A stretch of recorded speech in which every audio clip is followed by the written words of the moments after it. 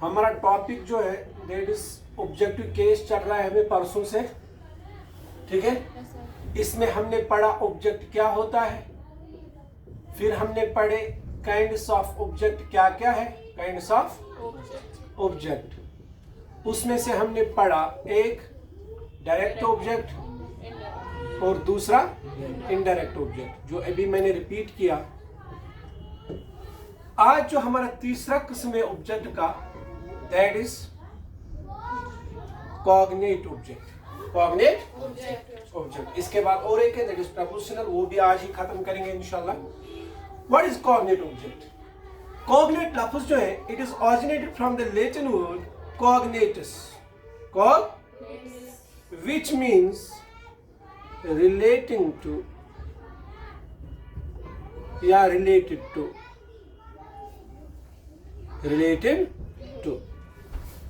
जो किसी के साथ रिलेट हो, हाँ, किसी के साथ किसी किस्म का रिश्ता हो। तो ये कॉग्नेट ऑब्जेक्ट जो यहाँ पे है किसके साथ रिलेट होता है? ये इसके वर्ब के मीनिंग के साथ रिलेट होता है। इसके वर्ब के मीनिंग के साथ रिलेट होता है या फॉर्म के साथ रिलेट होता है। जैसे she runs a race, she runs a race, वो एक दौड़ दौड़ती है, वो एक दौड़ दौड़ती है। रन्स दौड़, ए रेस रन्स जो है दौड़ना है लफ्जी माना, लेकिन जब टेंस में इस्तेमाल करते हैं तो दौड़ती निकलता है यहाँ पे, दौड़ती दौड़, दौड़ दौड़ती, तो मीनिंग रिलेट कर रहा है ना, दौड़ से ही दौड़ना निकलता है ना, दौड़ता निकलता है ना, समझाया? तो जिस ऑब्जेक्ट का माना रिलेट करता हो किससे? वर्ब के मीनिंग से, उसको हम कहते हैं कॉग्निट ऑब्जेक्ट। और एक एग्जांपल दूंगा मैं, आपको और क्लियर हो जाएगा। She dreams a dream. She dreams a dream. वो एक ख्वाब देखती है। A dream, what is it? Noun है ना, ऑब्जेक्ट है ना, किसके साथ रिलेट करता है? वर्ब के माना के साथ। So this is a cognate. This is a cognate object. समझ आया? ऐसे ही she plays a game, she plays a game, वो एक खेल खेलती है, खेल खेलती, दौड़ दौड़ती, खाना खाती, समझा? she eats food, तो ये food, a game, a dream, these all are cognate objects, जिनका माना या जिनकी फॉर्म वर्ब फॉर्म के साथ रिलेट करती हो या जिनका माना वर्ब के माने के साथ रिलेट करती हो, उन ऑब्जेक्ट्स को हम क्या कहते हैं? Cognate object. The object which is related to the meaning of verb is called as cognate object. समझाया? क्लियर हुआ? क्यों फिर से बताऊं? अच्छे से क्लियर हुआ? सबको जवाब नहीं आ रहा है? शाबाश। यहां से हमारा जो है एक और किस्म खत्म हुआ ऑब्जेक्ट का। तो अब और एक है last type, that is prepositional object.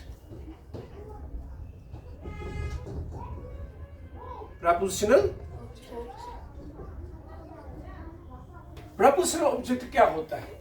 तो प्रपोजिशनल ऑब्जेक्ट समझने से पहले we should be well aware about the word preposition. Preposition. Why? Because the word prepositional is derived from the word preposition.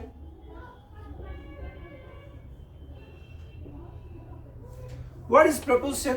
It is the combination of two words, pre and position. Position means place, because the word position is originated from Latin word position near, which means place. Which means place. And pre means before. Pre means it is a Latin word yet used with different words in combination in English. So before जो है, before means पहले, position means जगह, place, यानी किसी से पहले ये जगह लेता है, किसी से पहले ये जगह, ये लफ्ज़ी माना है इसका, डिफाइन करेंगे हम। तो प्रपोजिशन कौन सा लफ्ज होता है? It is a word class in English. Parts of speech में एक क्लास है, एक ग्रुप है, क्योंकि हमने पढ़ा है पार्ट्स ऑफ स्पीच क्या होता है। The classification of English words on the basis of their function in a sentence. English words की क्लासिफिकेशन उनकी फंक्शन की बुनियाद पे सेंटेंस में, उसको हम कहते हैं पार्ट्स ऑफ स्पीच। तो उसमें से एक जो है क्लास, वर्ड क्लास प्रपोजिशन भी है। क्या होते हैं ये वर्ड्स? ये वो वर्ड्स होते हैं जो हमेशा नाउन या प्रोनाउन से पहले जगह लेते हैं। इससे पहले नाउन या प्रोनाउन से पहले जगह लेते हैं, ताकि ये उस नाउन या प्रोनाउन को रिलेट करे, रिश्ता दे दूसरे पार्ट्स ऑफ स्पीच के साथ। जैसे किस किस के साथ? नाउन को दूसरे नाउन के साथ रिलेशन देंगे, नाउन को दूसरे प्रोनाउन के साथ रिलेशन देंगे, नाउन को वर्ब के साथ रिलेशन देंगे, नाउन को एडजेक्टिव के साथ रिलेशन देंगे, नाउन को एडवर्ब के साथ रिलेशन देंगे। तो जब ये किसी नाउन या प्रोनाउंस के सामने इस्तेमाल हो और फिर उसको रिलेट करे दूसरे पार्ट्स ऑफ स्पीच के साथ, तो वो वर्ड्स क्या कहलाते हैं? Preposition.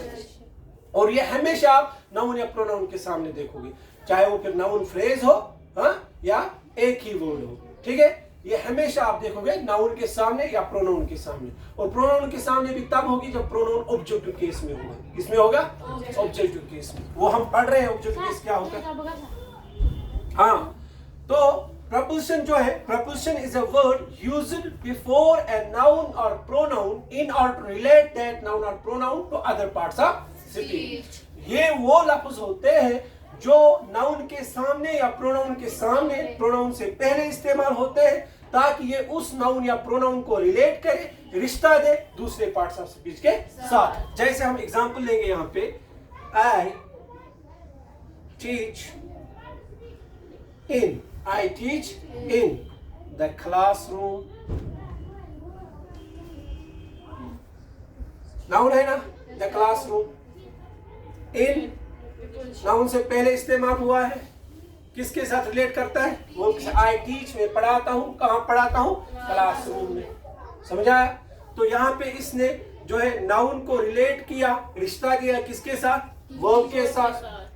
He walks slowly on the road। वो आहिस्ता आहिस्ता से चलता है, कहां पे? रोड पे। द रोड नाउन है ना, on it is a word used to relate this noun with other parts of speech, that is adverb। slowly is adverb, why? because it adds in the meaning of verb, क्योंकि ये verb के माने में add करता है, तो it is an adverb, it is an adverb। adverb और भी कुछ चीजों में जो है ऐड मीनिंग करता है, वो हमें आगे पढ़ना है इंशाल्लाह। तो यहाँ पे जो है यहाँ वर्ब के माने में ऐड करता है। ठीक है, तो इट इज एन एडवर्ब। ऐसे शी इज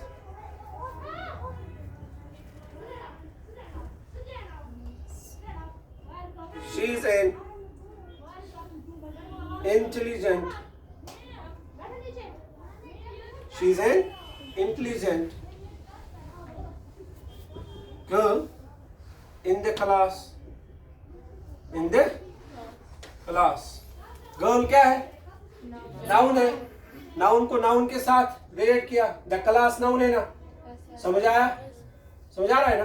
तो इस तरह से जो है प्रीपोजिशन क्या होता है? वो लफ्ज होता है जो हमेशा नाउन या प्रोनाउन के पहले इस्तेमाल होता है, ताकि उस नाउन या प्रोनाउन को रिलेट करे दूसरे पार्ट्स ऑफ स्पीच के साथ। समझाया? अब प्रीपोजिशनल ऑब्जेक्ट क्या होता है? आसान है आप समझना। प्रीपोजिशनल ऑब्जेक्ट वो ऑब्जेक्ट होता है जो भी नाउन और प्रोनाउन आप प्रीपोजिशन के बाद देखोगे। क्या? नाउन या प्रोनाउन, क्योंकि हमने अभी कहा प्रीपोजिशन जो है हमेशा प्रोनाउन या नाउन के सामने देखोगे आप, क्योंकि नाउन के बाद नहीं हम प्रोनाउन इस्तेमाल करते हैं ना। तो हम ऐसे भी कह सकते हैं, जिस नाउन के सामने भी आप प्रीपोजिशन देखोगे, that noun is called prepositional object. Prepositional object जैसे in the class, on the road, ऐसे इन द प्लेग्राउंड,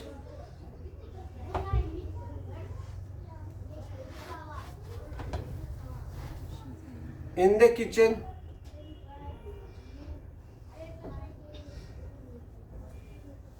ये सब जो है these are prepositional objects। to him, to me, with it, by bus, समझाया? इन द बस, ये सब क्या है? Prepositional object. जो भी नाउन या प्रोनाउन आप प्रपोजिशन के बाद देखते हो तो वो नाउन या प्रोनाउन क्या कहलाता है? Prepositional object. ये उतना टफ नहीं है। तो थोड़ा सा मैं रिपीट करूंगा। हमने ऑब्जेक्टिव केस जो हम पढ़ रहे हैं इसमें से हमने पढ़ा पहले ऑब्जेक्ट क्या होता है। What is object? Object is a word or group of words in sentence denoting the entity which is affected by the action of verb. Object जो होता है वो लफ्ज होता है या वो अल्फाज होते हैं जो सेंटेंस में वर्ब से अफेक्ट रिसीव करते हैं, जो सेंटेंस में अफेक्टेड होते हैं by the action of verb, जिन पे काम का इफेक्ट पड़ता हो। उस एंटिटी को जो लफ्ज डिनोट करेंगे उन लफ्जों को हम क्या कहते हैं? ऑब्जेक्ट। चलिए, उसके बाद हमने पढ़ा 4 किस्म के ऑब्जेक्ट हैं। क्या क्या? Direct object, indirect object, cognate object, prepositional object. Direct object is the object which receives effect directly from the action of verb. वो ऑब्जेक्ट जो एक्शन ऑफ वर्ब से डायरेक्टली इफेक्ट रिसीव करे, जिसपे काम का इफेक्ट डायरेक्टली पड़े, that is called direct object. और indirect object वो ऑब्जेक्ट होता है जो काम का इफेक्ट डायरेक्टली रिसीव नहीं करता है बल्कि थ्रू डायरेक्ट ऑब्जेक्ट रिसीव करता है। ठीक है। उसके बाद हमने पढ़ा कॉग्निट object which is related to the meaning of verb or to the form of verb. जो verb के form या verb के meaning के साथ relate करता हो ऑब्जेक्ट, उस ऑब्जेक्ट को हम क्या कहते हैं? Cognate object. उसके बाद हमने प्रपोजिशनल ऑब्जेक्ट पढ़ा। प्रपोजिशनल ऑब्जेक्ट से पहले हमने पढ़ा प्रपोजिशन। प्रपोजिशन वो वर्ड्स होते हैं, it is a word class which are used before a noun or pronoun in order to relate that noun or pronoun to the other parts of speech. Preposition वो लफ्ज होते हैं जो noun या pronoun से पहले इस्तेमाल होते हैं ताकि वो उस नाउन या प्रोनाउन को दूसरे पार्ट्स ऑफ स्पीच के साथ रिलेट करें। ठीक है। ये हमें अलग भी पढ़ना है, जब हम यूजेस ऑफ प्रपोजिशन पढ़ेंगे तो उसमें हम फिर से ये डिफाइन करेंगे। ठीक है।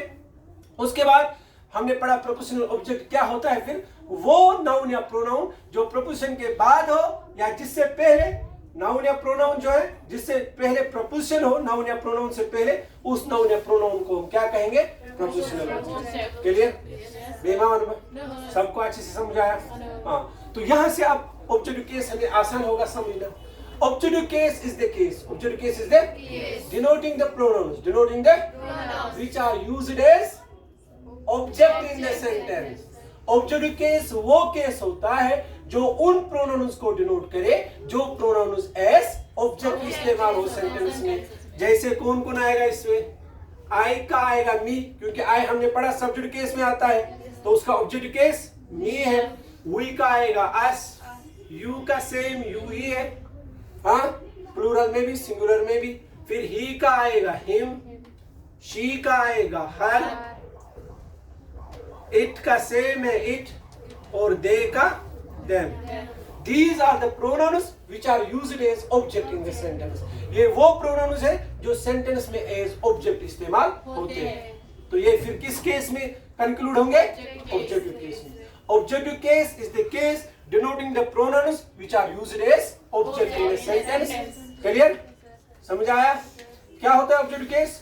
वो केस जो उन प्रोनाउंस को डिनोट करे जो प्रोनाउंस एज एन ऑब्जेक्ट इस्तेमाल होते हो सेंटेंस में। और सब्जेक्ट केस क्या होता है? वो केस जो उन प्रोनाउंस को डिनोट करे जो प्रोनाउंस एज सब्जेक्ट इस्तेमाल होते हो सेंटेंस में। समझ आया? क्लियर? अच्छे से। इसके बाद रह गए हमें हमारे 2 केसेस, एक है पॉजेसिव केस और एक है रिफ्लेक्सिव केस। वो इंशाल्लाह कल देखेंगे।